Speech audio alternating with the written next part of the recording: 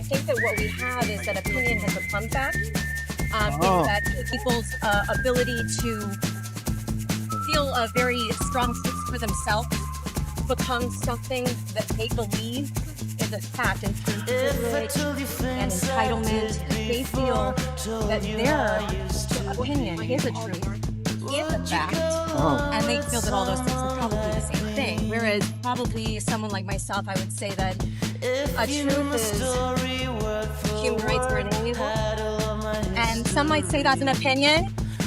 However, I don't think that human rights are an opinion. So I would stand staunchly in my truth and say, this is a fact, and allow my opinion about what is fact to be sort of in line with the scientific one. Oh, that's powerful. I do believe that I am on the right path, but who doesn't believe the truth by definition alone?